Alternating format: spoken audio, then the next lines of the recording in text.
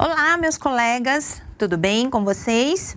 Hoje estou aqui novamente para falar sobre demências, sobre transtornos cognitivos. Para a gente conversar sobre demências, não dá para a gente não falar sobre transtornos cognitivos leves, porque na verdade é exatamente uma evolução. Então eu vou começar a aula falando sobre comprometimento cognitivo leve, é o que a gente chama de CCL, né? E depois evoluir no finalzinho da aula para demências. Por que eu estou dando bastante ênfase para a CCL? Porque provavelmente é o que vocês vão pegar no dia a dia e provavelmente é o que vai cair mais nas provas, né? Porque é a vida real. Né? Hoje o pessoal está fazendo um diagnóstico um pouco mais precoce, as pessoas se preocupam muito com esquecimento, então provavelmente quando vocês forem diagnosticar, vocês vão ter bastante dúvida em relação se é apenas um CCL ou já é um quadro demencial. Então eu acho bem importante vocês terem essa noção, essa diferença na cabeça de vocês, porque na prova provavelmente pode estar caindo exatamente a questão da diferenciação dos dois quadros, tá bom? O comprometimento cognitivo leve ou demências também podem ser chamados de transtornos neurocognitivos menores ou maiores, né? Menores para o CCL e os maiores para os quadros demenciais, tá bom? Nesse primeiro slide tem as referências, se vocês quiserem maiores detalhes, podem ir procurando nessas referências que vocês vão encontrar, ok? O primeiro slide, depois do título, tem uma pergunta, começa com uma pergunta. Quando eu chamo de comprometimento cognitivo leve? Quando eu digo que este paciente está com CCL e quando eu falo que este paciente está num quadro demencial já, né? Então, agora a gente vai tentar começar a identificar o quadro de um CCL. Geralmente, o quadro de CCL se aplica para os indivíduos acima de 60 anos. Então, é uma faixa etária acima, geralmente o que a gente chama de faixa etária idosa, né? Geralmente são queixas de alterações cognitivas evidenciadas pelos testes de rastreio cognitivo.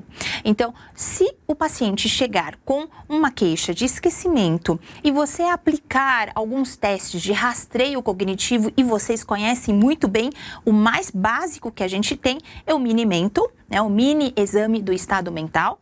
Tá? Esse exame é um dos exames de rastreio, você pode aplicar em 15 minutos, no máximo meia hora, no seu consultório mesmo. E através deste mini exame de rastreio, você consegue já ter uma ideia se realmente o paciente está tendo uma alteração cognitiva ou não.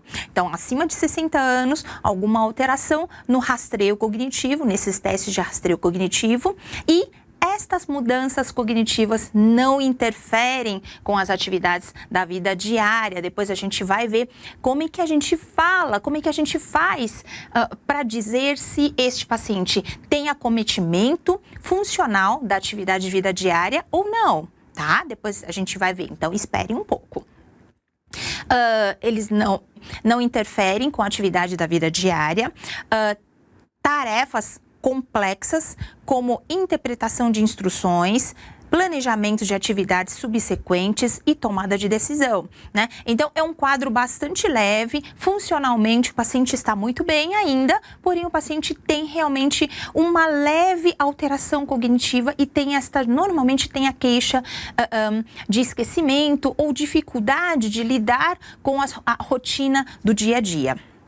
Além disso, muitas vezes, eles conseguem levar relativamente bem, atender relativamente bem as demandas do dia a dia, mas eles te contam que precisam ter um engajamento maior, né? Precisam criar uma estratégia para compensar alguns leves esquecimentos. Então, isso também é um indicativo.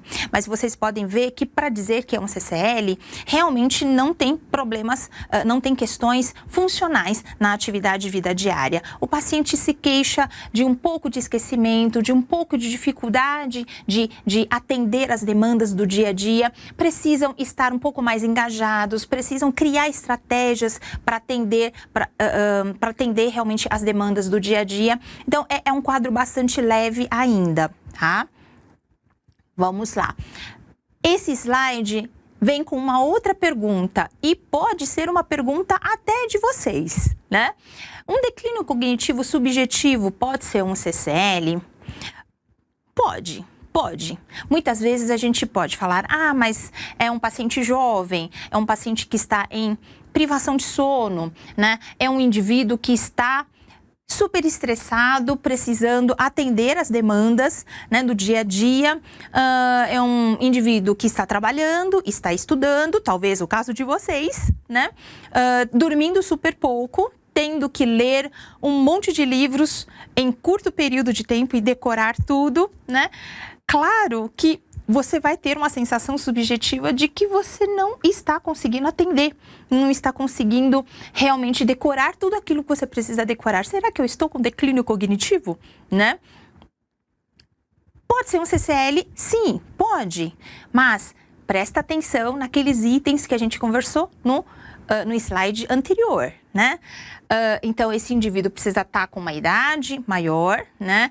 E aqui vem um pequeno texto para a gente destrinchar um pouco mais esse assunto. O indivíduo tem um desempenho normal, ajustado para a idade, sexo e educação nos testes cognitivos padronizados, mas se queixa de que não está como antes, né? Antigamente eu conseguia aquilo, hoje eu não consigo nem 2/3 daquilo, né? Mas para todo mundo que está convivendo, não está tendo problema nenhum, né? As pessoas não percebem que realmente tem essa dificuldade de lidar com a funcionalidade do dia a dia. A pessoa está funcionando super bem ainda, né? Mas isso já pode ser, sim, um declínio cognitivo leve, tá bom? Ou comprometimento cognitivo leve. Quando eu falo declínio cognitivo, é a mesma coisa do comprometimento cognitivo, tá bom? Mas cuidado, e é aí que eu quero chegar, né? Porque vocês podem ter um declínio cognitivo e vocês não têm CCL, né? Então, cuidado aqui. Este declínio cognitivo também pode estar relacionado a diversas condições, né?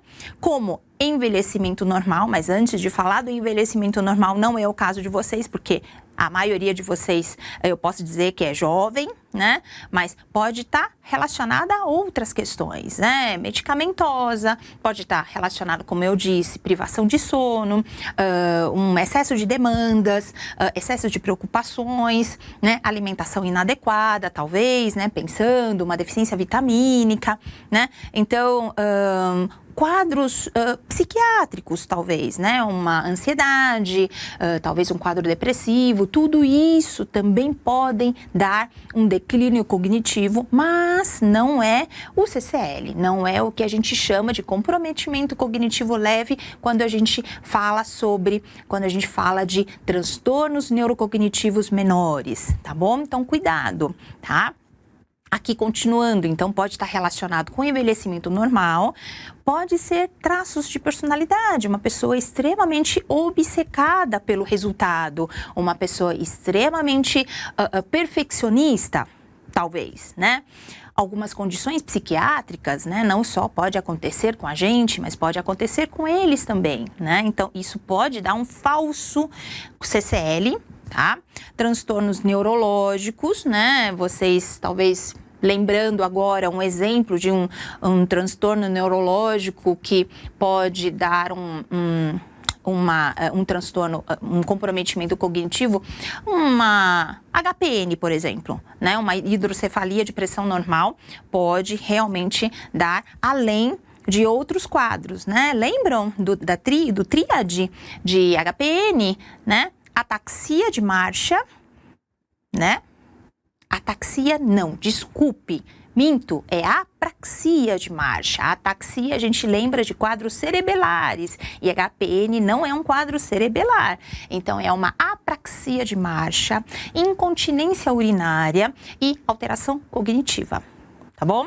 Bom, eu estou fugindo um pouco do assunto daqui, mas a gente só queria dar um exemplo de transtornos neurológicos, né? E clínicos. Tantos transtornos clínicos podem dar um quadro de declínio cognitivo ou um comprometimento cognitivo, né? Qualquer alteração clínica, uma infecção pode piorar o quadro cognitivo de um paciente, né? Um distúrbio hidroeletrolítico, um distúrbio metabólico, né? Uma hipercalcemia pode dar, né? Uma desidratação pode dar, né? Então, tem vários exemplos clínicos que podem causar um falso CCL, tá bom? E uso de substâncias e medicações. Então, tudo isso, eu acho que é o nosso papel de estar investigando para a gente descartar possibilidades estas diversas de falsos CCLs para a gente realmente ficar com um CCL verdadeiro e depois seguir o acompanhamento desse caso, tá? Aqui é apenas trazendo um exemplo de como você pode descartar talvez um quadro de transtorno de humor, um quadro depressivo. Você pode estar utilizando essa escala de depressão geriátrica abreviada. É uma escala super fácil de aplicar, é uma escala muito rápida, né? E você consegue uma pontuação muito objetiva. Abaixo de 5 pontos não tem depressão. Se tiver um declínio cognitivo, você descartando outras causas que a gente comentou no slide anterior, provavelmente é um CCL mesmo, porque está abaixo de 5 pontos, não é um quadro depressivo. Entre 6 e 10 pontos, opa, pode ser uma depressão leve a moderada. Puxa, será que eu não devo, de repente, entrar com um antidepressivo primeiro? Observar por uns 30 dias para ver se não melhora? Porque às vezes é um quadro depressivo mesmo, né? E acima de 11 pontos, uma depressão grave precisa entrar com um tratamento incisivo, né? Para realmente tirar o paciente da depressão e muitas vezes, tratando o quadro depressivo, o paciente volta a ter o nível cognitivo basal anterior, né? Então, é uma coisa importante. Aqui é um exemplo, ok? Então, como eu tenho certeza de que se trata de um CCL? Bom, eu pensei nessas monte de possibilidades de um declínio cognitivo, né? Então, eu preciso descartar várias causas e ficar apenas tendo certeza de que eu estou diante de um paciente com CCL. Eu vou fazer uma boa anamnese, vou tirar uma história muito boa, porque muitas vezes, pela história, você já consegue ter uma ideia de que talvez não se trate de um CCL. Talvez se trate de algum outro fator relacionado, né? Tanto clínico, antecedentes, traço de personalidade, tá bom? Então, é importante fazer uma boa anamnese. O exame físico, sem dúvida. Às vezes, no exame físico, você descobre que o paciente tem um quadro clínico importante, um comprometimento, um transtorno clínico importante que você precisa resolver ou pelo menos compensar para que depois você volte a continuar nessa investigação. Checar se realmente vai continuar com um CCL. Muitas vezes você tratando o quadro que você encontrar no exame físico, muitas vezes você traz o paciente de volta para o seu nível cognitivo basal. Illness, extremamente importante. Aqui, basicamente, a gente consegue também ter sensibilidade sobre se o paciente está passando por algum quadro de transtorno de humor, né? Ou, de repente, uma questão situacional que está fazendo com que o paciente tenha um falso CCL, né? E exames complementares, a gente sempre pede para auxiliar, né? Auxiliar o nosso diagnóstico ou descartar outras causas de um falso CCL. Aqui repetindo, né? Pode ser um CCL, você pode estar diante de um paciente com CCL ou lembrando todos aqueles fatores, envelhecimento normal, pode ser traço de personalidade, pode ser condições psiquiátricas, pode ser transtornos neurológicos ou clínicos, uso de substâncias, medicações ou até próprio background cultural do próprio indivíduo. Às vezes, o próprio indivíduo tem um nível de escolaridade, eu estou dando um exemplo, bastante baixo, então tem pouco repertório. E conforme o paciente vai o paciente ou o indivíduo vai envelhecendo, esse pouco repertório começa a não ser suficiente para ele poder levar o dia a dia normal, ainda com o nosso avanço tecnológico, tudo acontecendo, né, ao mesmo tempo, realmente parece que eles não vão conseguir acompanhar. Né? Mas não é exatamente um CCL, é realmente um background cultural talvez diferente, né, do indivíduo que não está muito compatível com esse mundo tão globalizado e tecnológico. Depois de uma anamnese boa, um exame físico muito bem feito, investigando também a parte de illness e você começando a pedir alguns exames complementares, vamos começar a olhar nesse slide quais são os exames complementares que normalmente precisamos pedir, tá bom? Primeiras investigações, então, pensando no slide anterior, os exames complementares. Exames laboratoriais de rotina e de imagem. Isso é básico, precisa pedir. Para todos os pacientes que vêm com quadro, vêm com uma queixa de esquecimento ou porque não está conseguindo dar conta, alguma coisa está acontecendo com a funcionalidade da pessoa, precisamos pedir. Acima de 60 anos, suspeita de CCL, tem que pedir esses exames. Então aqui, hemograma completo, ureia, creatinina, magnésio e sódio. Por quê? Para tirar a dúvida de talvez uma suposta insuficiência renal. Não sei, né? T4 e TSH. Não pode esquecer.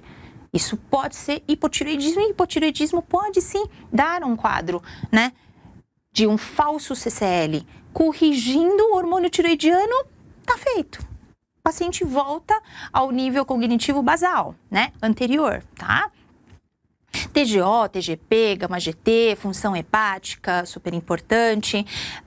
Carência vitamínica, então vitamina B12 é uma das vitaminas importantes de a gente pedir, não pode esquecer. Glicemia, cálcio, lembra que eu falei a hipercalcemia também pode dar um falso CCL, tá bom? Reações sorológicas para sífilis, isso hoje nós temos que pedir, né? Pelo menos um VDRL precisa pedir, tá? Em pacientes abaixo de 60 anos, nós pedimos sim sorologia para HIV, isso também virou regra. Tá? E uma tomografia, pelo menos.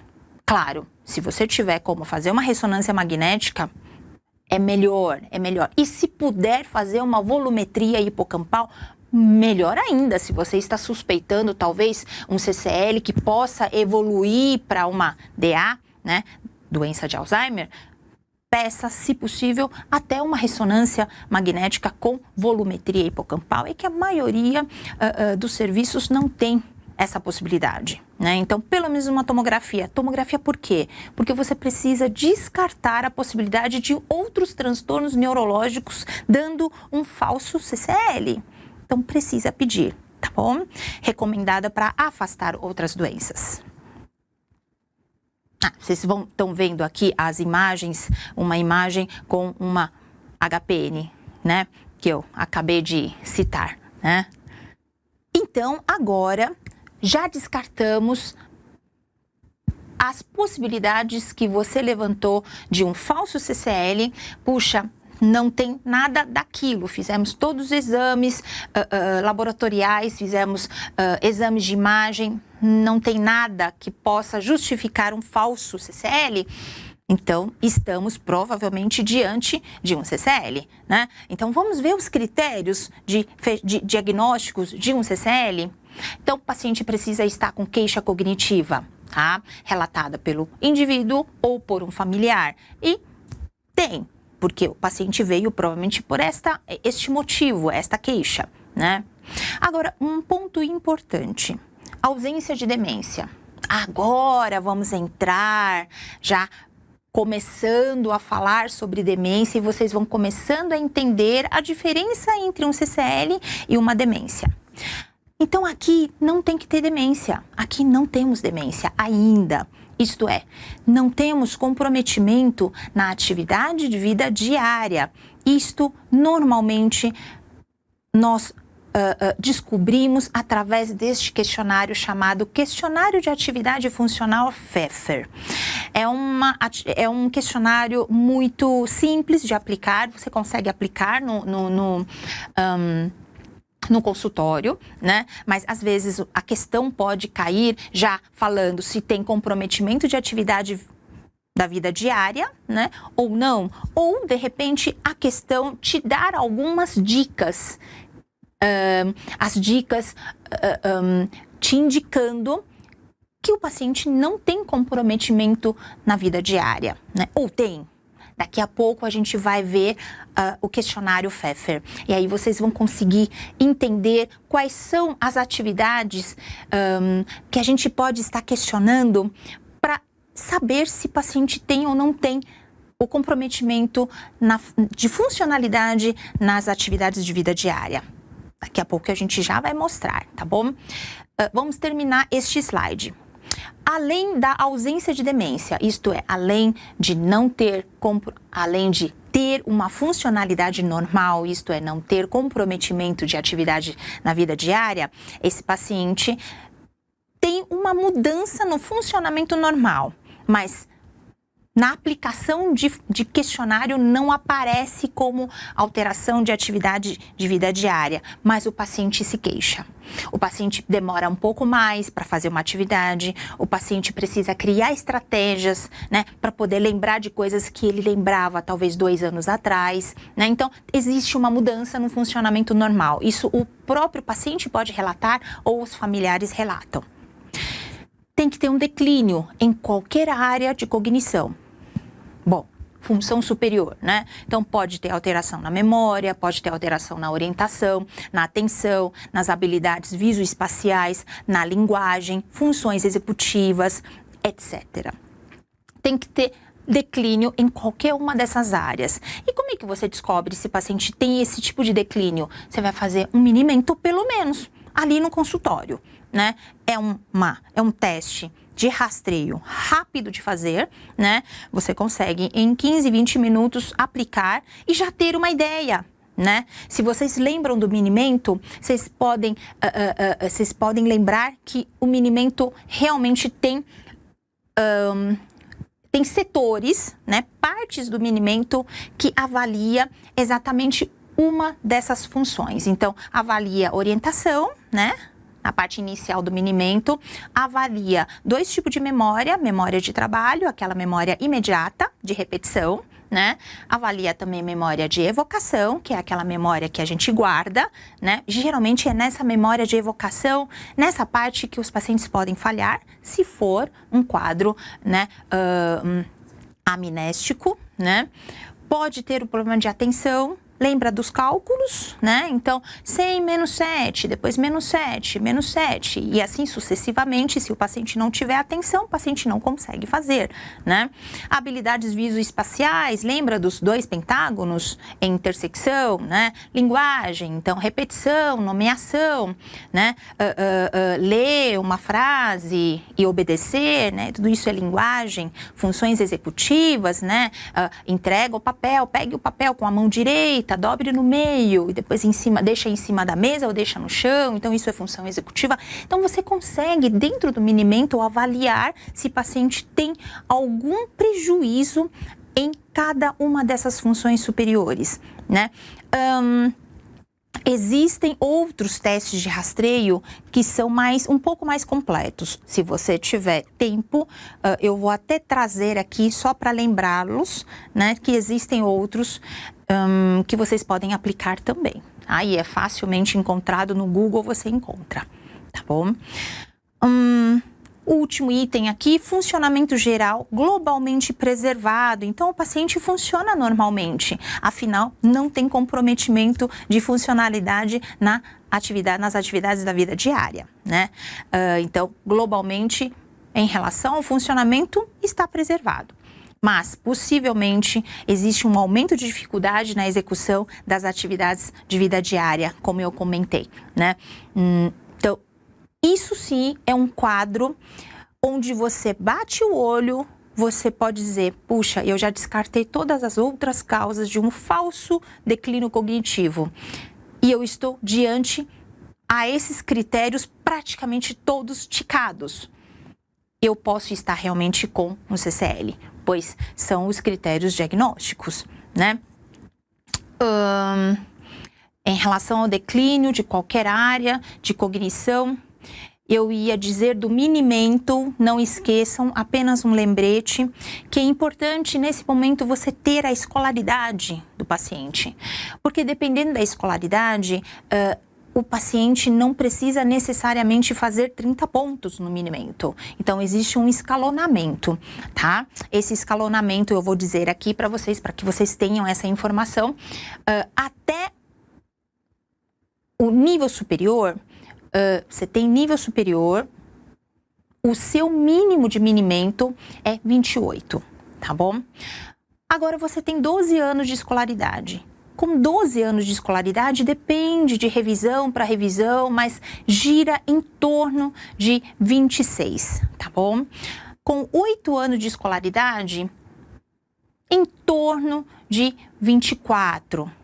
Um paciente de 4 anos ou praticamente um alfabetizado, mas tem uma questão de funcionalidade, a gente chama de analfabetos funcionais, né, de baixa escolaridade, né, o que nós permitimos, nós entendemos de que o paciente precisa fazer em torno de 21, tá? Agora, para os analfabetos, a gente tolera em torno de 20, tá bom? Então, vamos passar para o próximo slide. Epidemiologia. Aqui apenas para vocês terem uma ideia em relação à quantidade de pacientes que nós vamos ter por ano. Aqui nós temos uma pirâmide que representa basicamente a população brasileira em 2019 e eu circulei para vocês a população representada acima de 60 anos, porque é aqui que nós encontramos a grande maioria dos pacientes que possa ter CCL e que possa, muito provavelmente, com risco, desenvolver uma DA. Então, essa população aqui, dentro dessa população, a gente tem uma prevalência de 11% a 20%, né, de diagnósticos de pacientes com CCL nesta população acima ou igual 60 anos. Isso na Europa do Norte, na América do Norte e na Europa. E aqui na incidência, aqui no Brasil, nós temos um dado mais fidedigno em relação ao Brasil, a população brasileira. A incidência é de 13,2 em cada 1.000 habitantes, 1.000 pessoas ano no Brasil. Essa é a incidência realmente aqui do Brasil. Ainda dentro da epidemiologia, nós temos alguns fatores de risco para a CCL, né? Idade mais velha, claro, baixo nível educacional, o alelo E4 da ApoE, vamos lembrar o que é a ApoE, né? A apolipoproteína, está aqui na nota, na parte de baixo, é importante no transporte do colesterol no sistema nervoso central, essencial para a integridade da bainha de mielina que envolve as raízes nervosas. Então, a ApoE é um gene que transcreve, que produz, é o gene responsável pela produção da apolipoproteína.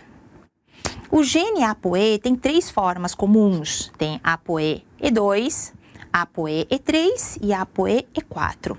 Os estudos populacionais demonstraram uma preponderância de forma ApoE E4, a forma E4, em pessoas afetadas pela doença de Alzheimer, né, de diferentes etnias. Então, o paciente que tem alelo E4 da ApoE e vem apresentando um quadro de CCL, talvez ele seja um candidato a ter daqui para frente, por isso que ele precisa ser acompanhado, daqui para frente ele pode evoluir para uma doença de Alzheimer, por causa do ApoE.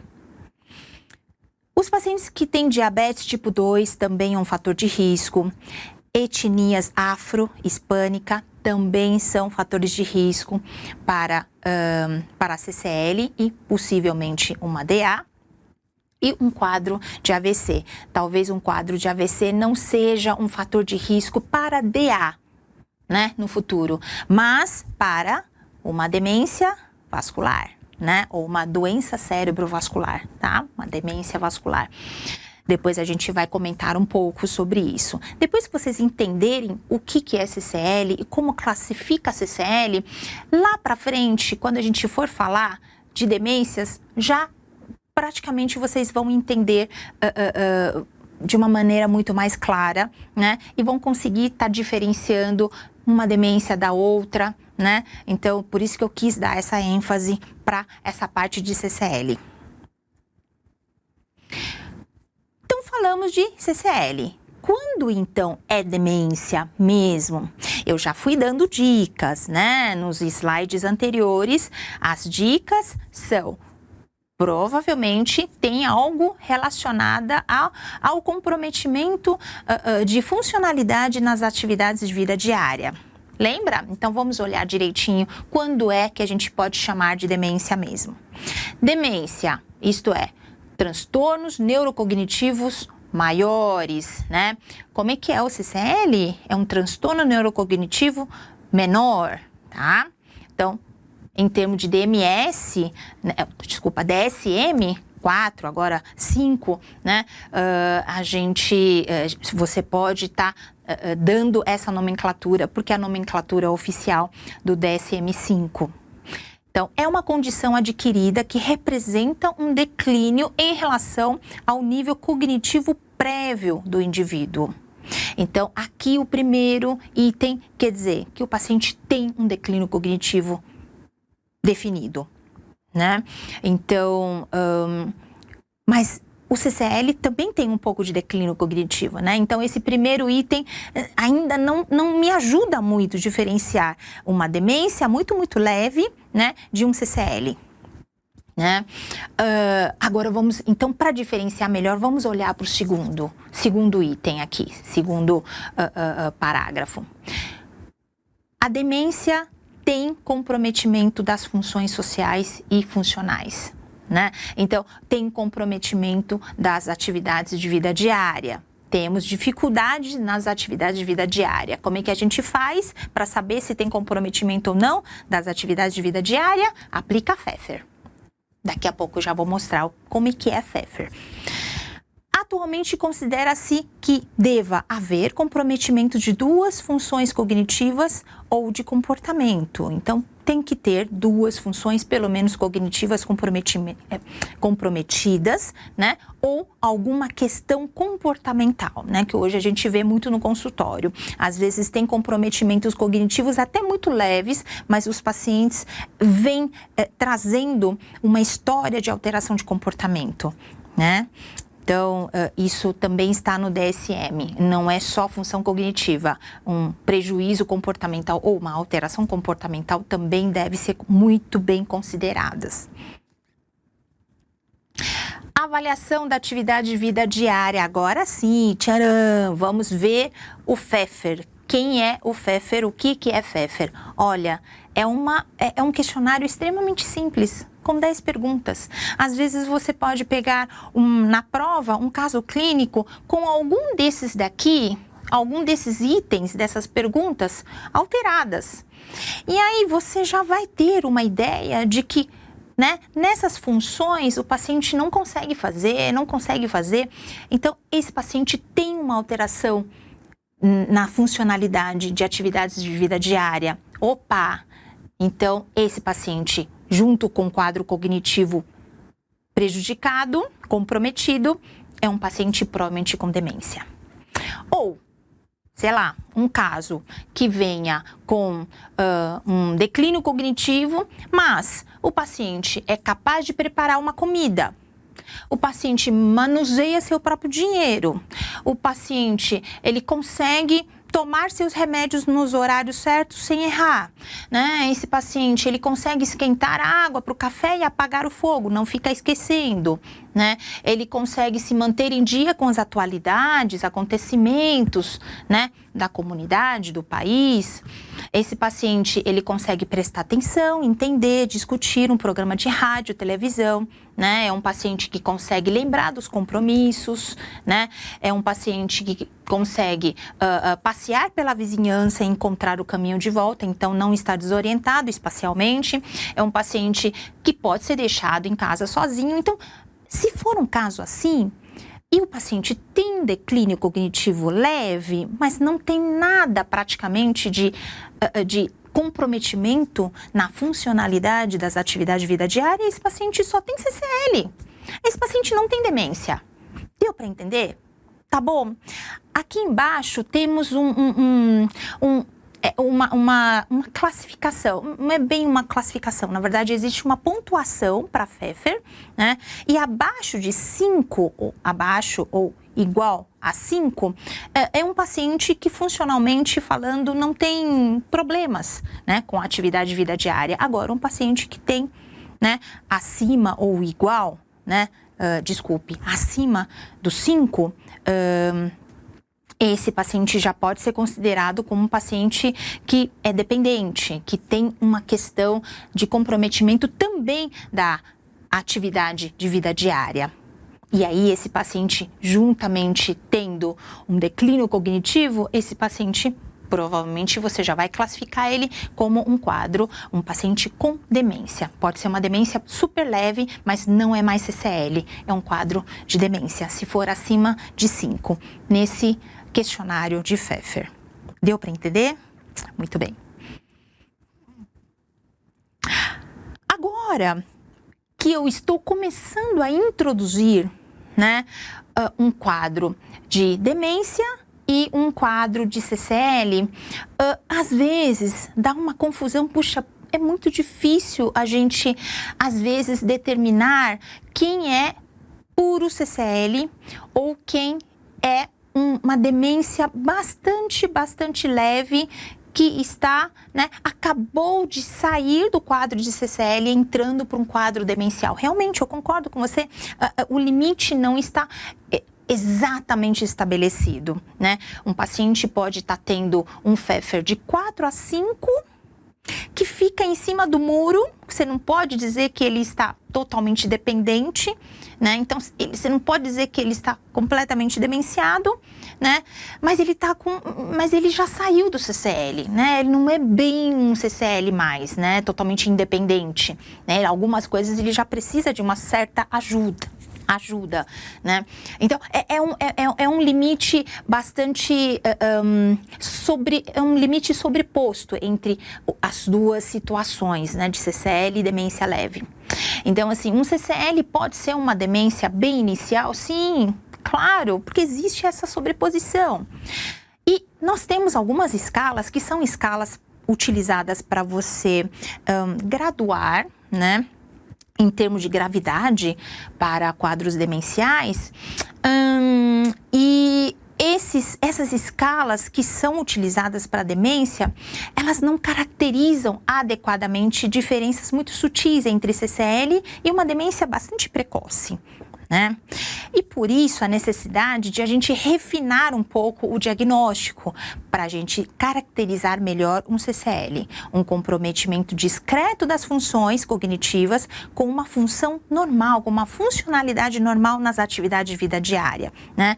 Eu estou trazendo apenas para vocês lerem com calma depois, né? As características de, por exemplo, um GDS estágio 2 e 3. Se você for ler em casa, né, declínio muito leve de funcionalidade, um declínio leve de funcionalidade, o estágio 2 e estágio 3 pode muito bem ser um CCL, né? Então, depois vocês vão ler os sintomas e vai falar, puxa, realmente é muito difícil. E, na verdade, essa escala é uma escala utilizada para um quadro demencial, né? Para quem tem demência. Um outro exemplo aqui, o CDR. Na verdade, o CDR é o que a gente mais utiliza, né? Os neurologistas, geralmente, quando a gente conversa, a gente fala sobre o CDR. Eu atendi um paciente ontem com DA, CDR3, né? Essa é a nossa linguagem. Então, CDR a gente usa mais, mas se você for olhar os sintomas, né, de memória, sintoma de orientação, o quadro de julgamento e resolução de problema e os outros, principalmente para o CDR 0, né, e 0,5, principalmente 0,5 aqui, né, eles poderiam muito bem ser um CCL e não um quadro demencial, né? Então, dá confusão, realmente dá confusão usando essas escalas de demência. Porque realmente existe uma interface, uma transposição dos sintomas dos dois quadros, né? Por isso que precisaria talvez de algumas ferramentas para a gente poder afinar um pouco esse diagnóstico. Então, aproveitando que nós estamos falando que é muito difícil a gente diagnosticar ou diferenciar, né, um quadro de CCL caminhando para uma demência leve ou realmente um quadro demencial já precoce, eu vou introduzir agora os testes de rastreio. O primeiro teste de rastreio aqui, claro, é o Mini Mental, né? É o mini exame do estado mental. O mini exame do estado mental está aqui e é algo bastante fácil de a gente estar aplicando, né?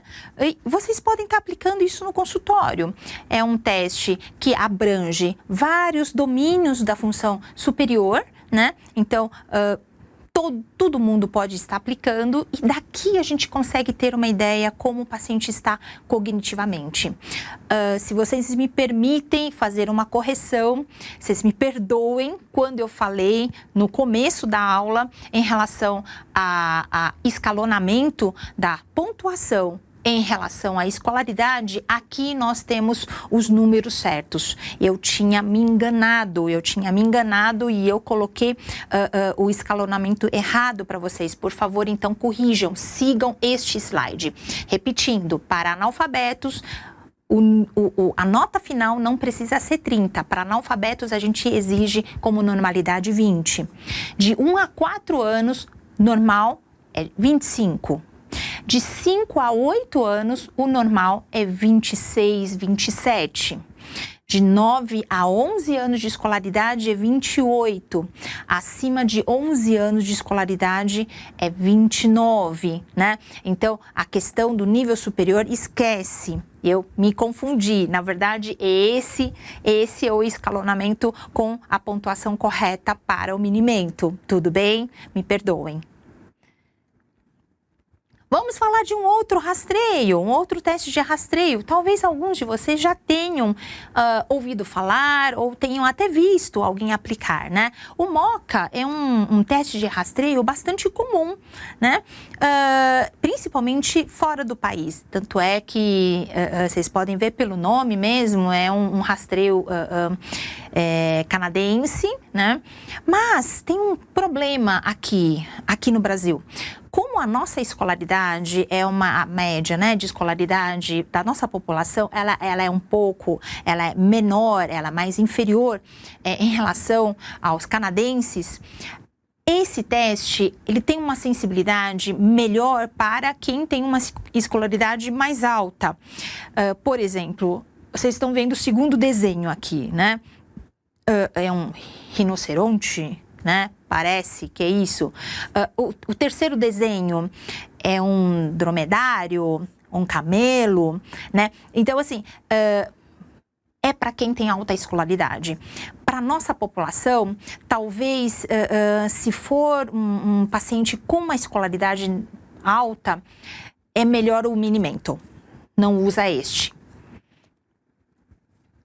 E aqui nós temos outro teste de rastreio que utilizamos bastante no dia a dia. Precisa de um tempo um pouco maior, sim, mas o rastreio cognitivo breve do Nitrine, do professor Nitrine, né? Então, você consegue encontrar este rastreio gratuitamente pela internet e a aplicação também é muito fácil, né?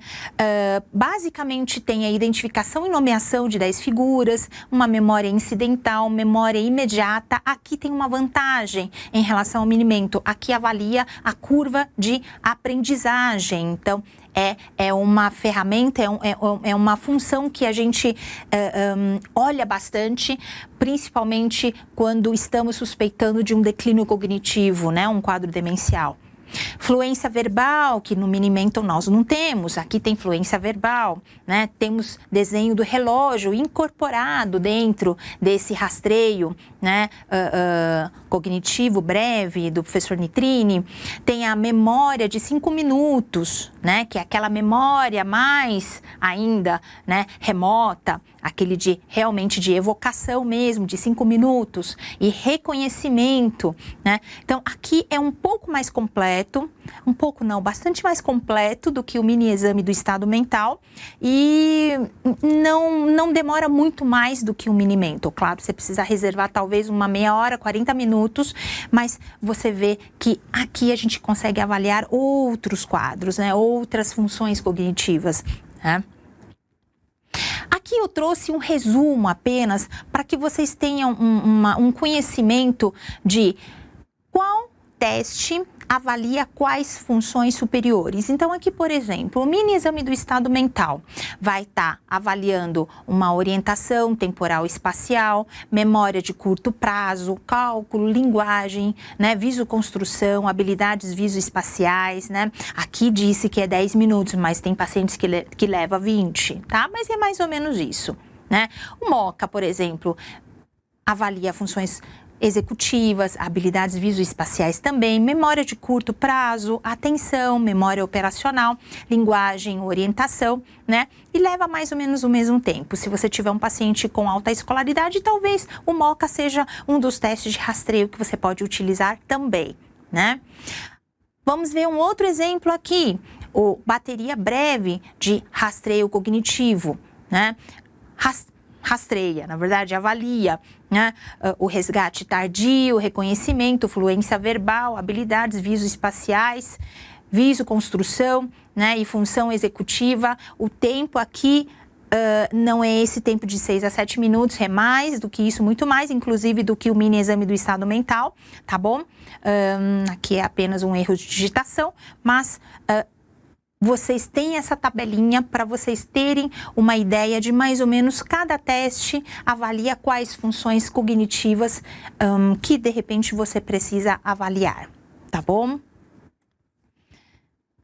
Agora que você já sabe, olha, o paciente realmente tem o CCL, você já conseguiu, usando esses testes de rastreio, ter uma ideia até um pouco melhor, mais fidedigna de que, olha, realmente a chance de ser um CCL é muito grande, não é ainda um quadro demencial, né?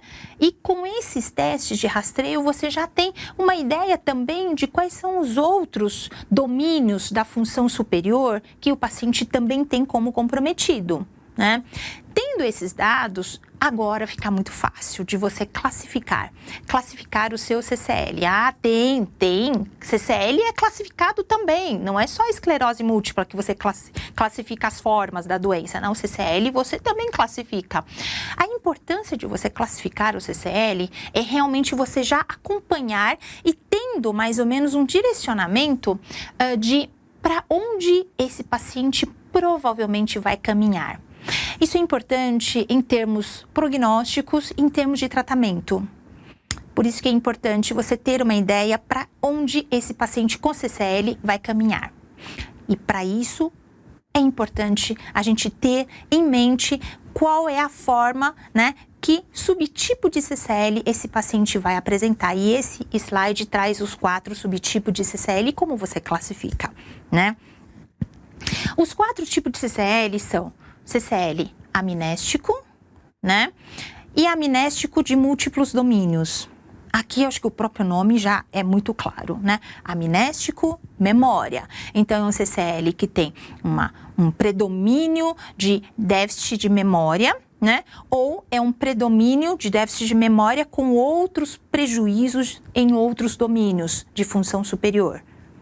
Então são os CCLs amnésticos. Só amnéstico ou amnéstico de múltiplos domínios.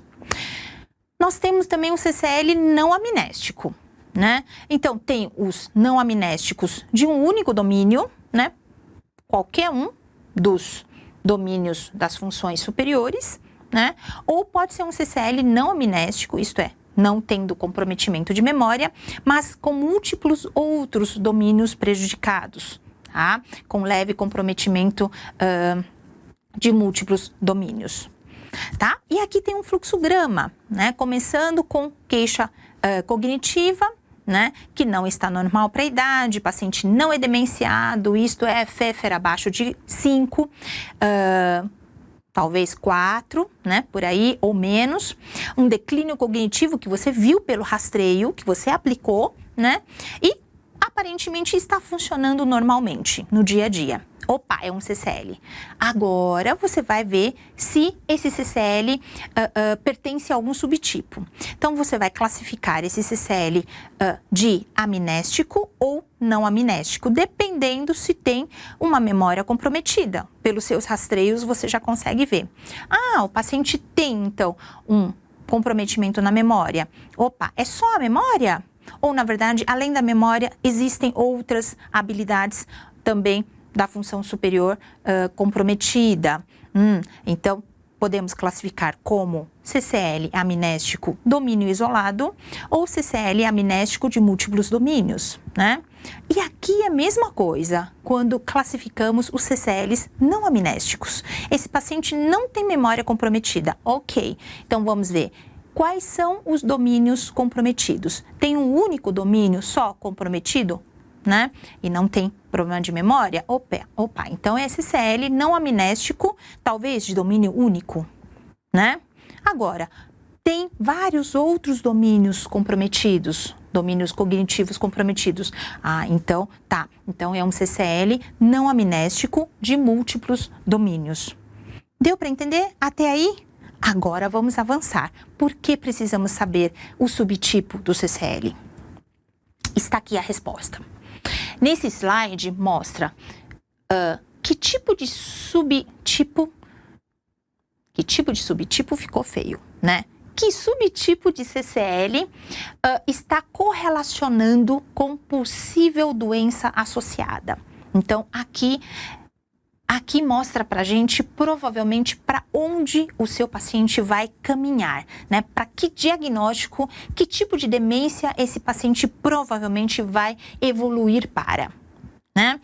Então aqui vamos ver os CCLs amnésticos, né? Que tem domínio único ou múltiplos domínios. Quem tem domínio único, muito provavelmente, e ainda amnéstico, muito provavelmente vai converter para uma doença, né? Uma doença de Alzheimer. Agora, aquele que tem múltiplos domínios, incluindo o domínio memória, esse paciente pode evoluir tanto para uma doença de Alzheimer quanto para uma demência vascular, né? Vocês podem ver aqui na coluna psiquiátrica tanto a depressão, mudando, né? Melhorando. A depressão, ela pode dar tanto uma falseando um quadro de CCL, tanto amnéstico, domínio único, quanto um de domínio múltiplo. Então, você pode ver como é importante você descartar o quadro depressivo no começo dessa consulta, no começo dessa avaliação, porque, olha, a depressão realmente pode simular um quadro de CCL amnéstico, né? Tanto de domínio único quanto de múltiplos domínios. E aí você ficar achando que é um CCL que vai virar uma demência, uma doença de Alzheimer para frente. Mas não, é só tratar a depressão. Tratando a depressão melhora. Tá? Então não pode esquecer disso. Em relação aos CCLs não amnésticos, né? Nós temos o domínio único, tem de múltiplos domínios. Geralmente, quando é domínio único, muito provavelmente esse paciente vai começar a evoluir para uma demência frontotemporal, DFT, demência frontotemporal. Tá? Os lobos mais acometidos, o próprio nome já disse, frontal e temporal. Tá? E o de múltiplos domínios pode ser uma demência por, quem chuta aqui? O que quer dizer CL? Corpúsculo de Lewy, exatamente, aquele que cursa com alucinação, parkinsonismo, lembram? Estão lembrando. A gente vai citar muito rapidamente, né? Porque eu acho que a partir de agora, vocês têm uma capacitação para diagnosticar um CCL e agora, olhando para frente, quem vai virar que tipo de demência partindo de um quadro de CCL, né? Vocês estão praticamente capacitados, né? Daqui para frente as coisas ficam muito mais fáceis. Vocês podem ver que o CCL não amnéstico, principalmente o de múltiplos domínios, também pode ser uma demência vascular. Mas pensa bem aqui, raciocinem comigo.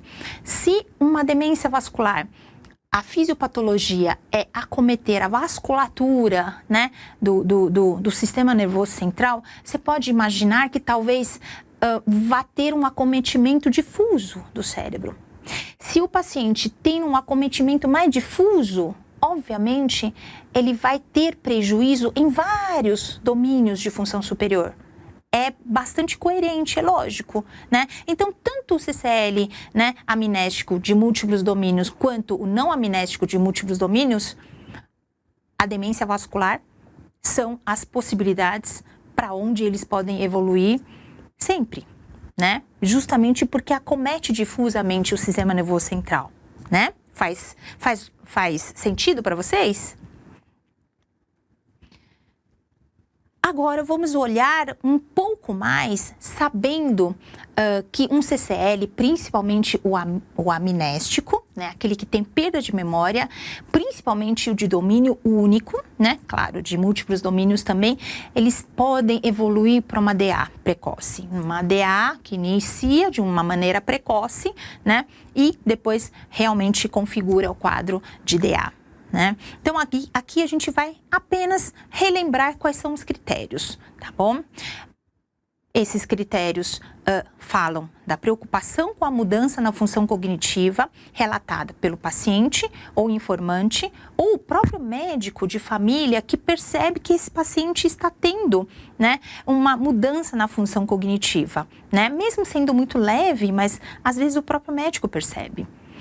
Existe uma evidência objetiva de comprometimento de um ou mais domínios cognitivos, tipicamente o domínio amnéstico, né? Essa função de memória, tipicamente incluindo a memória. Geralmente preserva a independência ainda, isto é, não tem um comprometimento de funcionalidade, Pfeffer abaixo de 4, né?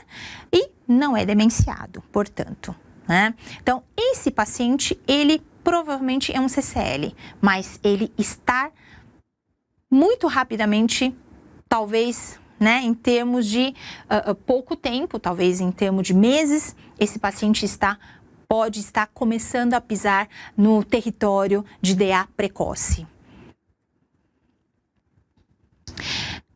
E aí, esse slide que eu estou trazendo vem de novo com uma pergunta. Qual é a chance, então, daquele CCL do slide anterior, né, evoluir realmente para uma DA?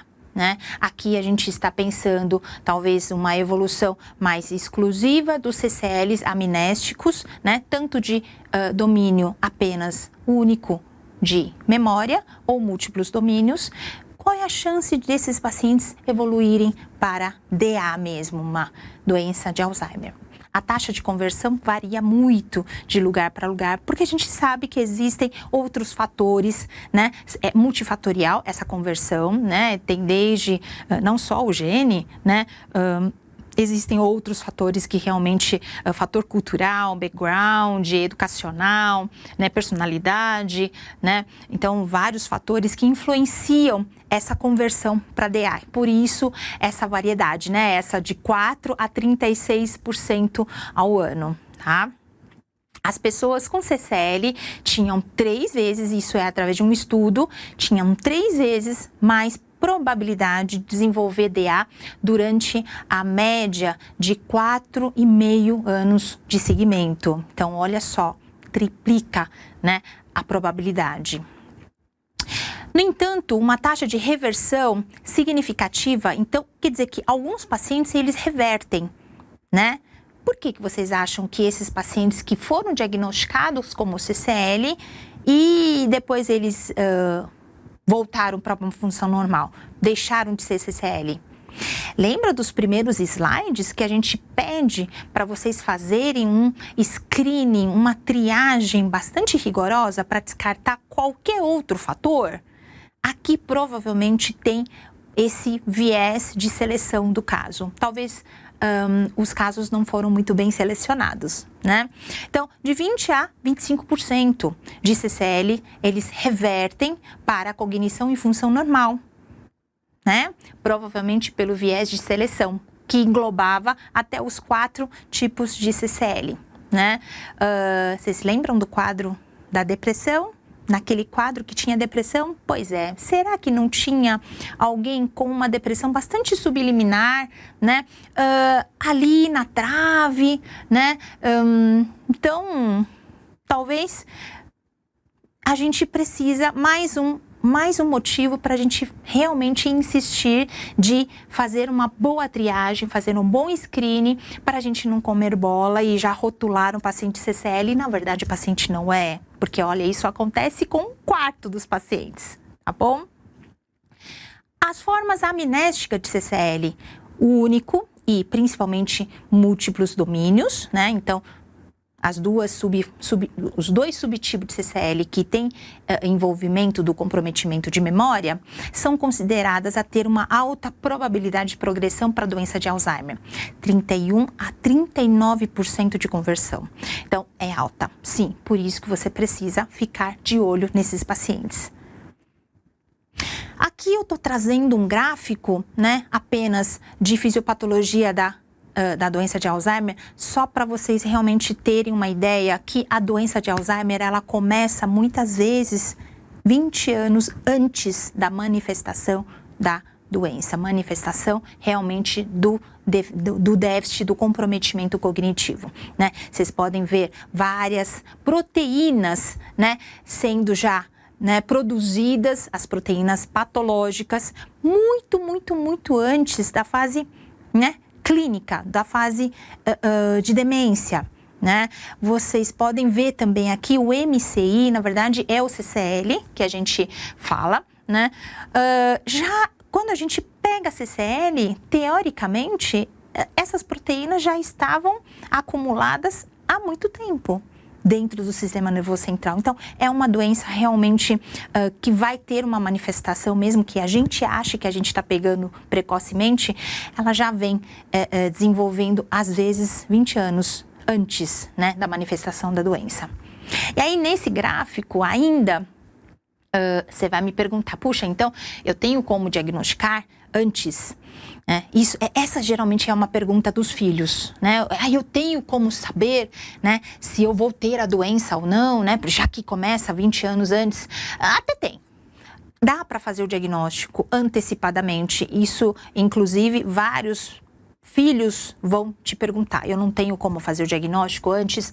Dá para fazer o diagnóstico antes, é só coletar realmente o líquor e pesquisar proteína tal, pesquisar beta-amiloide, né? Dá para fazer.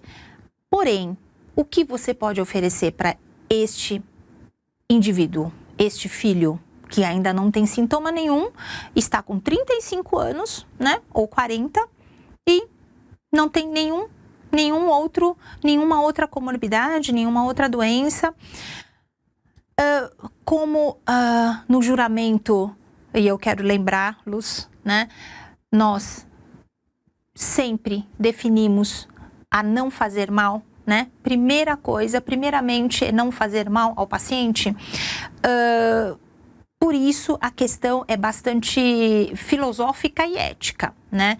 Já que eu não tenho como oferecer nada para este paciente, porque não existe vacina, não existe medicamento para prevenção desta doença, eu não tenho como oferecer nada para este paciente e, dependendo do indivíduo, se estiver numa fragilidade psicológica ou tiver uma fragilidade de personalidade emocional, eu posso até trazer malefícios, eu posso até fazer mal para o paciente, porque esse paciente pode, numa notícia dessa, entrar num quadro depressivo, né? Ele pode desencadear, ele pode se sensibilizar a começar a ter alguns outros distúrbios, né, de personalidade, distúrbio de humor, uma instabilidade emocional. Então, eu posso trazer também, até indiretamente, problemas para a família toda, né? Então, lembrando, o médico, se a gente não consegue trazer nenhum benefício para o paciente, pelo menos não façamos o mal. E é isso que a gente tem que ter em mente antes de pedir qualquer exame para descobrir se o paciente vai ter ou não vai ter a doença de Alzheimer daqui para frente, né? Daqui a 15 anos ou 20 anos. Claro, se um dia sair algum medicamento que possa modificar o curso da doença ou que possa prevenir ou que possa, né, estar realmente modificando realmente o curso da doença, né, como uma vacina, por exemplo, não, aí sim, vamos pedir para todos os filhos, né, a partir do momento do diagnóstico pelo líquor, vamos dar vacina, se for o caso, né, mas nesse momento nós não temos nada a oferecer, ok? O que dá para orientar realmente são as orientações não medicamentosas, né, que a gente vai comentar um pouco mais para o finalzinho da aula. Agora, se você estiver num serviço que tenha possibilidades, né, de pedir mais algum outro exame que possa até melhorar a nossa acurácia de entender da probabilidade desse CCL evoluir para DA ou outro tipo de demência, claro, você pode estar pedindo o SPECT, né? O SPECT para alguns pacientes que tenham condições, eu costumo pedir, porque é mais um exame complementar que vai melhorar a minha acurácia no sentido de percepção de como esse paciente vai evoluir, né? Ou, de repente, esse paciente já está quase que definindo o tipo de demência, né?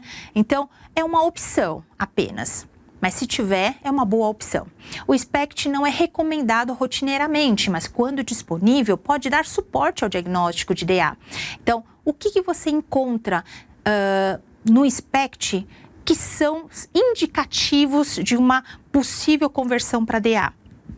Uma hipoperfusão nas regiões aonde temporoparietal, né? Entorrinal, giro do cíngulo posterior, então são as regiões que, quando tem hipoperfusão, então você já vai ter o cheiro, né, de que esse paciente provavelmente pode evoluir para DA, né? Ou sugerir outras formas de demência, se tiver uma hipoperfusão bastante importante na região frontal, né? Será que é uma demência frontotemporal? Então, é importante sim, se você tiver essa possibilidade, tá bom? De afinar mais um pouco a sua acurácia. As técnicas de ressonância magnética com volumetria, e principalmente a volumetria hipocampal, né, ressonância com espectroscopia, subtração e PET, são utilizados para fins mais de pesquisa. Podem ser úteis no diagnóstico diferencial com comprometimento cognitivo leve, na monitorização da progressão da DA em ensaios clínicos. Mas eu posso dizer uma coisa, alguns laboratórios sim oferecem ressonância com volumetria e, para mim, quando o paciente tem essa possibilidade, eu peço e é uma boa ferramenta também para mim no dia a dia, na vida clínica. Agora vamos falar um pouco sobre biomarcadores, né? Os biomarcadores que podem predizer a conversão de CCL para DA. Nesse momento, sim, nesse momento você vai pedir, porque o paciente já está com CCL e você apenas quer ter mais uma ferramenta para afirmar um pouco mais a sua percepção desta possível conversão para DA. Então, nesse momento, sim, você pode pedir, né? Um líquor, por exemplo. E aí você vai ver esses biomarcadores de depósito beta-amiloide, né? A concentração licórica de beta de A-beta-42, níveis glicóricos de A-beta-42 diminuído, né? Isso é um indicativo de que é cheiro de DA, né? Imagem de depósito amiloide por tomografia por emissão de positons, né? O PET também vai te trazer um cheiro de que vai ser DA, né? E biomarcadores no líquor de lesão neuronal. Aqui tem concentrações glicóricas de proteína tal, /tal fosforilada, são níveis glicóricos aumentados, estão em níveis glicóricos aumentados, né? Volume hipocampal, lembra que eu comentei, né, sobre a volumetria hipocampal, ou atrofia temporal medidos por ressonância estrutural, né? Metabolismo cerebral diminuído nas regiões temporoparietais com PET, né? Então, com esse marcador, tá? Então, esses exames são os que realmente vai te trazer mais acurácia para você definir se o paciente de CCL está evoluindo para DA ou não. Esse slide vai falar sobre fatores de risco de conversão para a demência, tá? Então, aqui temos. Vocês lembram do genotipagem E4 de ApoE? Então, ApoE E4 é um fator de risco de conversão, né, para demência, para principalmente DA, tá? Nível geral de prejuízo funcional e dificuldade com tarefas especiais de vida diária, como julgamento, solução de problemas, geralmente até é um mau prognóstico. Os riscos vasculares, então fibrilação atrial, tem um folato sérico baixo, então tudo isso também podem trazer riscos vasculares pensando numa demência vascular. Sintoma de ansiedade, quantas pessoas não me perguntam, puxa, eu uso benzodiazepínico para tratar a ansiedade. E aí começa toda aquela discussão, né? É a ansiedade, né, que leva a um quadro demencial ou é o uso de benzodiazepínico? As duas situações. Se tem quadro de ansiedade, trata com antidepressivo, que não tem esse risco, né? Porque nós sabemos que benzodiazepínicos em geral têm risco cognitivo, sim, e o próprio quadro de ansiedade e depressão tem risco também para um quadro de comprometimento cognitivo e podem ser riscos para demência. Então, trate, mas não use benzodiazepínico, né? Não fique tampando o sol apenas com a peneira, não vai resolver. Vamos tratar efetivamente com antidepressivo, né? Então, aqui tem essa ressalva importante, né? Quando vocês realmente estiverem carimbando as receitas, por favor, segure um pouco a mão antes de carimbar um benzodiazepínico, porque é alto risco para um quadro demencial, né? E não deixe paciente com ansiedade também sem tratar, por favor, trate com antidepressivo, porque sintoma de ansiedade também é um fator de risco, tá bom? Para demência. Atrofia hipocampal, né? Se o paciente já tem aquela atrofia, né, de hipocampo, do córtex entorrinal, da amígdala, fica de olho, né? Atividade metabólica reduzida nas regiões temporoparietais ou no giro do cíngulo posterior por PET, é um outro fator de risco. O líquor com perfil, né, de DA, que é baixo beta-amiloide, a 42, aumento de tal total e tal fosforilada. Então, esse perfil é um perfil muito típico de DA, né? Então, também é fator de risco, tá? Aí, agora, a gente vai falar de tratamento para o CCL, né? A gente já entendeu como diagnosticar o CCL, a gente já viu que tipo de CCL esse paciente é, a gente já viu, até sentiu através dos estudos e através de alguns exames que você já vai ter em mãos, quantos por cento desses CCLs vão evoluir para DA definitivamente. Então, vamos tratar então CCL para diminuir essa possibilidade de converter para DA? E aí foram um monte de pesquisadores procurando algo que possa dar, já no momento de CCL, pensando numa possível retardo, né, desta conversão, né, ou não conversão, né? E aí vamos ver. rivastigmina, galantamina, donepezila, são todos remédios que a gente utiliza para um quadro demencial, né? Existem alguns estudos de anti-inflamatórios, em que eles também foram atrás, né? Tem essas vitaminas, né? Vitamina E, ginkgo biloba, né? Agora tem o ômega 3, né? O ômega 3 também, por enquanto, não tem a robustez científica para indicar como algo preventivo, né? Então, vamos ver esses daí. Não rivastigmina, não deu certo com galantamina, não deu certo com esse anti-inflamatório, não deu certo com donepezila, infelizmente vitamina E também não é o tratamento, ginkgo biloba muito menos. Incrivelmente, único tratamento que demonstra uma certa eficácia para retardar a conversão de CCL para um quadro demencial é programa de caminhada, né, que tem o mais robustez. Hoje a gente sabe que a atividade física, principalmente a aeróbica, são indicados, também tem outros estudos saindo, né, alguns estudos já estão fortemente estão conseguindo demonstrar que tem uma eficácia muito boa, principalmente aqueles os exercícios que intercalam baixo rendimento e alto rendimento, né? Inclusive exigindo uma frequência cardíaca basal aumentada em, eu não lembro agora se é 20% ou não.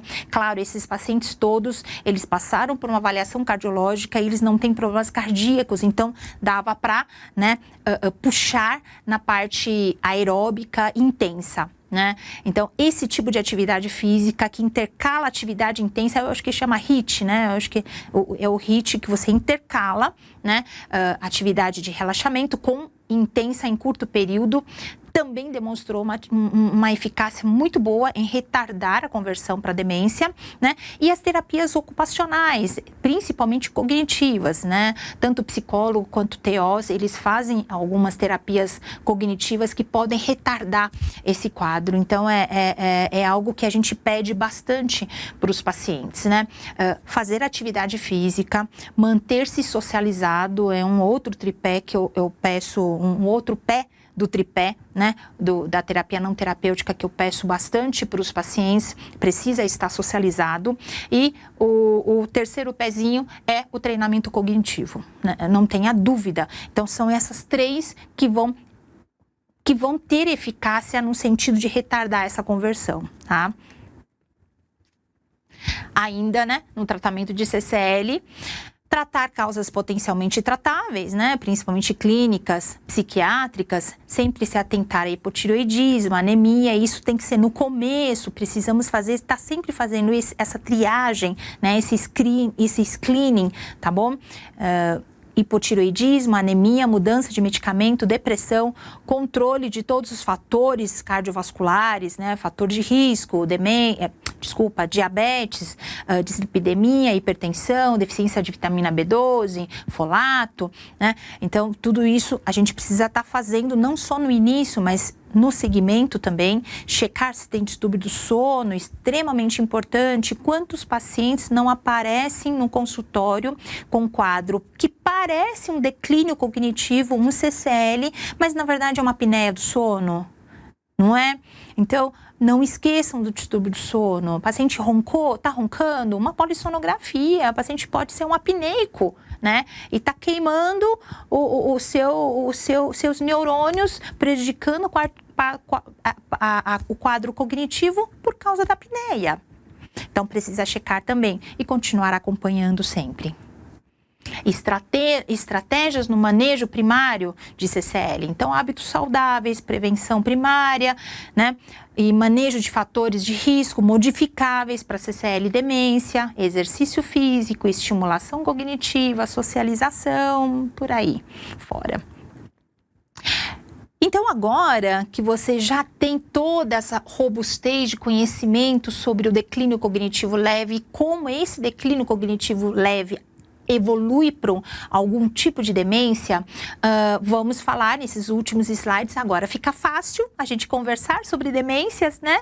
Porque vocês já estão todos respaldados com as informações sobre CCL. Então, nesses últimos slides, a gente vai citar as principais demências, né? Brasil e fora do Brasil. Eu estou trazendo esse slide de as demências mais prevalentes para vocês olharem que, na verdade, em relação à prevalência dos tipos de demência, não varia muito. O Brasil tem mais ou menos as mesmas demências mais prevalentes em relação ao mundo. Aqui eu trouxe um exemplo da Europa. Vocês podem ver que doença de Alzheimer, a demência vascular e a demência mista, isto é, doença de Alzheimer com a demência vascular, porque realmente esta condição pode, né, pode existir, né, essa coexistência das duas demências pode coexistir, inclusive não é muito pouco frequente não, a gente até vê com uma certa frequência, né, um quadro que é um quadro de doença de Alzheimer, você vê aquela atrofia hipocampal, você vê uma atrofia entorrinal, você vê atrofia temporal, mas ao mesmo tempo você também vê um acometimento da substância branca importante de uma maneira difusa, e o paciente tem diabetes, tem pressão alta, tem colesterol, né? O paciente fuma. Então, essa condição de coexistência das duas demências não é rara. Não é raro. Então, vocês podem ver que aqui, inclusive, tem até uma prevalência boa, né? Depois desses três tipos de demência, vem, em quarto lugar, a demência com corpúsculo de Lewy, né? Então, também não podemos esquecer, se um quadro demencial com algum prejuízo em algum domínio de função superior, o paciente tem um quadro de alucinação, um paciente tem um pouco de parkinsonismo, pensa, não esqueçam dessa demência com corpúsculo de Lewy, tudo bem? E por fim, no quinto lugar, nós temos a demência frontotemporal, que é uma coisa que a gente vê também com uma certa frequência, geralmente inicia o quadro com uma alteração de comportamento, né? E tem mais uma questão de dificuldade de decisão, tem uma alteração de personalidade, tem dificuldade, falei da tomada de decisões, então talvez uma função mais até executiva, né, um prejuízo na função executiva, que são os prejuízos mais encontrados numa demência frontotemporal, né, não vai ter alucinação, não vai ter parkinsonismo, mas é diferente de uma demência tipo uma doença de Alzheimer, né, então ela também é um tipo de demência que nós não podemos esquecer e precisamos pensar nela, né, toda vez que encontramos um quadro demencial. Aqui eu vou passar muito rapidamente, depois vocês vão ler com mais calma, sobre os critérios. Critérios diagnóstico de doença de Alzheimer provável. Isso, se não me engano, está no PCDT, tá? Critérios de demência, então, foram preenchidos mais as seguintes características, né? Além de um quadro demencial, você conseguir preencher, é uma demência, tem um declínio cognitivo, prejuízo cognitivo, tem um prejuízo na funcionalidade da vida diária, né? E aí você fez o teste de rastreio, você viu que tem perda de prejuízo em vários domínios, né, da função superior, tem um quadro demencial. E aí, como é que você faz para fechar um diagnóstico de um DA provável? São esses critérios. Início insidioso, meses a anos. Uma clara história de perda cognitiva referida pelo informante ou pelos familiares. Aqui a gente acolhe realmente um quadro, também uma queixa dos familiares. O déficit cognitivo mais proeminente e inicial é evidente na história e exame em uma das seguintes categorias. Olha aqui, apresentação amnéstica. Então, perda de memória, Mais comum, deve haver prejuízo no aprendizado. Então, aqui, para a gente poder ver se o paciente tem prejuízo no aprendizado, aquele rastreio breve, aquele rastreio cognitivo breve do professor Nitrini é super útil para a gente ver isso, né? E na evocação de informações recentes aprendidas, isto é, aquela memória de evocação muito prejudicada. Ou pode ser a apresentação não amnéstica, isto é, sem muita alteração na memória, mas tem prejuízo na linguagem, habilidades visoespaciais ou de função executiva. Não é muito comum, tá? Como a gente já disse, é muito mais comum um quadro amnéstico evoluir para DA do que o não amnéstico. Mas em medicina nada é 100%, né? Então eles colocam aqui também para que a gente não esqueça que existe possibilidade algumas exceções, né, não amnésticas. Esse diagnóstico não se aplica quando tem seguintes coisinhas aqui. Olha, uma doença cardiovascular, né? Teve um quadro de AVC prévio,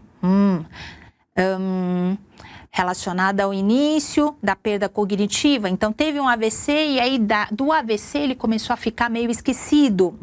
Tá. Então, talvez não seja um DA. Talvez seja mais uma perda de memória, perda de função cognitiva relacionada a um quadro de AVC, né? Presença de múltiplos e extensos infartos. Também, então, não deve ser DA. Extensa hiperintensidade de substância branca, isso está cheirando muito mais uma demência vascular, né, do que uma DA. Características proeminentes de outras demências primárias, características de uma demência frontotemporal, né, variante comportamental, demência por corpúsculo de Levy, né, uma demência frontotemporal, mas variantes de linguagem.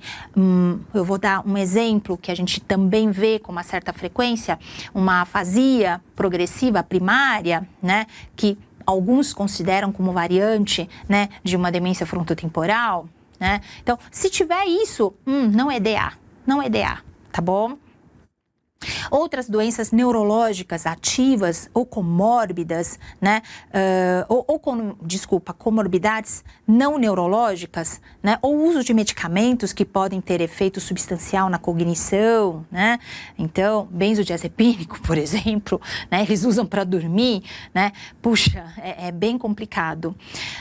Então, essas condições acabam excluindo a possibilidade de ser uma doença de Alzheimer provável. Então, não esqueçam. Agora, olhando para uma DA. O que uma DA, né, geralmente vem, né? Os exames, claro, a gente sempre pede exames laboratoriais para excluir outras causas, então tem que ter esses exames totalmente tranquilos, né? Normais, para que você possa dizer que, olha, tudo isso está normal, é DA, hemograma, sódio, potássio, cálcio, glicemia, ureia, creatinina, TSH, TGO, TGP, vitamina B12, ácido fólico, sorologias para sífilis, HIV, em pacientes menores de 60 anos, então tudo isso tem que estar normal, então pode ser uma DA, né? Imagens, né? Uma ressonância, eu gosto muito, aqui vocês podem ver uma ressonância, né?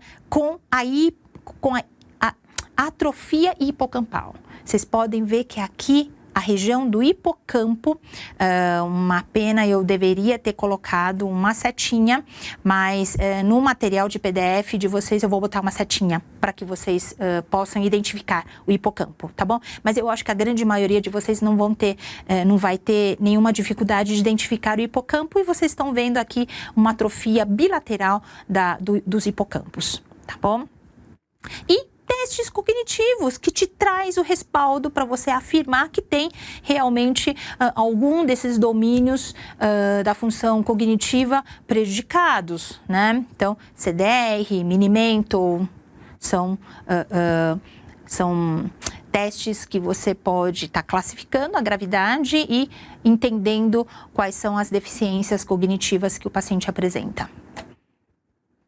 Tratar tratamento. A gente já falou de alguns remédios, né? Ainda lá no CCL, que a gente tinha aquela esperança enorme de que algum desses remédios funcione para CCL, mas infelizmente não foi isso que a gente encontrou.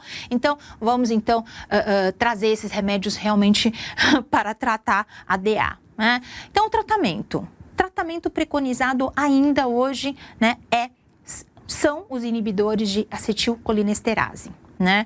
Então, donepezila, galantamina e rivastigmina. Mini exame do estado mental para você utilizar, né? Esses medicamentos, donepezila, galantamina, rivastigmina, no uso em monoterapia, esses 2 critérios são importantes. Eu vou dizer aqui, Mini-Mental com score entre 12 e 24 para pacientes com mais de 4 anos de escolaridade, ou entre 8 e 21 para pacientes com até 4 anos de escolaridade. Então, o Mini-Mental precisa estar dentro dessa faixa para você indicar como monoterapia donepezila, galantamina ou rivastigmina. E aqui o CDR tem que estar entre 1 e 2, que é uma demência leve e moderada. Vários pacientes chegam para mim já com Mini-Mental um pouco pior do que isso, e o CDR de 3 para 4, né? A gravidade da doença já é de moderada a grave. A eficácia, né, desses medicamentos em monoterapia é discutível.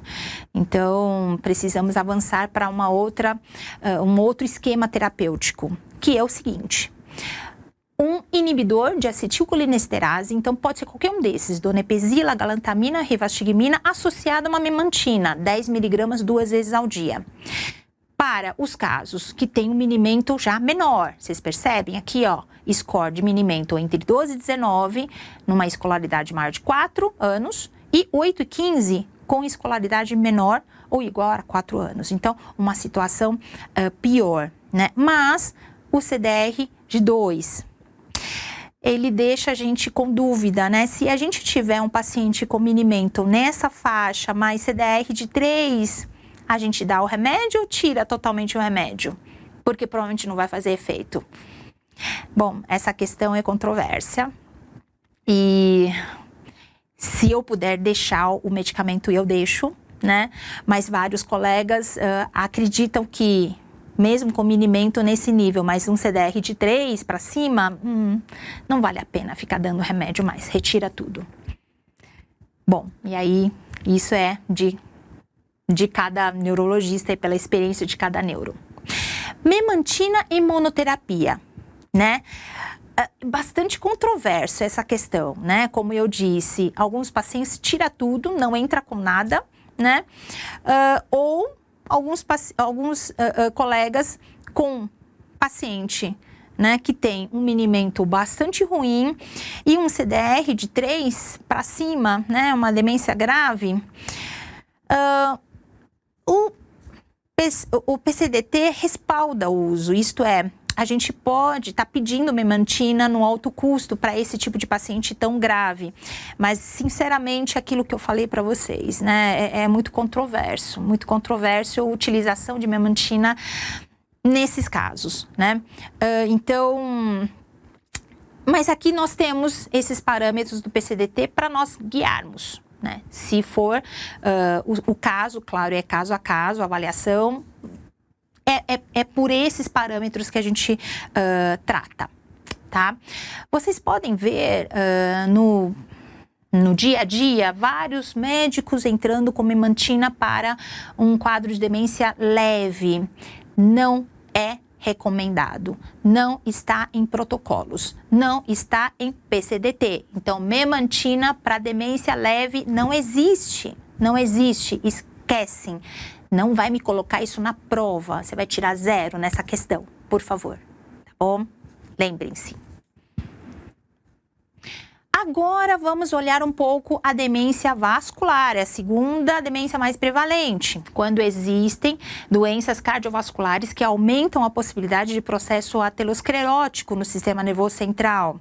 Geralmente tem uma imagem que sugira um acometimento importante em toda substância branca, né? Então, vocês podem ver a ressonância aqui. Olha, toda substância branca tem acometimento. Isso cheira muito demência vascular. E é muito comum o acometimento de vários domínios, óbvio, você tem um acometimento de substância branca difusamente, então você vai ter vários domínios acometidos mesmo. Falando um pouquinho da demência corpúsculo de Levy. Voltando para o slide anterior. Demência vascular, eu não coloquei nada aqui em relação ao tratamento. Tratamento é sintomático. Basicamente sintomático. Nós não temos drogas modificadoras da doença como nós temos para DA. Mas você não está errado, e se cair na prova, não está errado a utilização de qualquer uma dessas drogas utilizadas para DA. Então, os inibidores de acetilcolinesterase, principalmente a galantamina, tem um pouco mais de estudo para DV, né, para demência vascular. Mas, assim, isso não está como um consenso, tá? Mas você não está errado se quiser utilizar. Agora, vamos falar um pouquinho de demência do corpúsculo de Levy, né? É uma sinucleinopatia, né? Isto quer dizer que existe depósito de alfa-sinucleína, né, no sistema nervoso central, geralmente cursa com alucinações e parkinsonismo, eu já cheguei a comentar com vocês. Na fase inicial, observa-se uma habilidade visoespacial bastante comprometida e mais oscilação de atenção e do estado de alerta, então o paciente fica oscilando entre atenção, né, e entre prejuízo da atenção e o estado de alerta, né? E tem o prejuízo na memória também, tá? Tratamento também é sintomático. Então, alucinação, antipsicótico. Quadro de parkinsonismo, vai entrar com medicamentos para um quadro de Parkinson.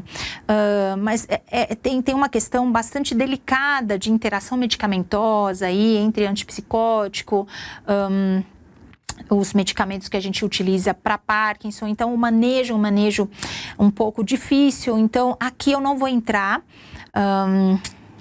ao tratamento. Eu acho importante vocês identificarem um quadro clínico para que vocês possam fazer o diagnóstico e encaminhar esse tipo de pacientes para os colegas, tá? Então eu acho que nesse ponto, nesse momento, o que a gente pede de ajuda, né, e que vocês precisam saber é isso. E só, meninos, demência frontotemporal já comentei também, né, um pouco.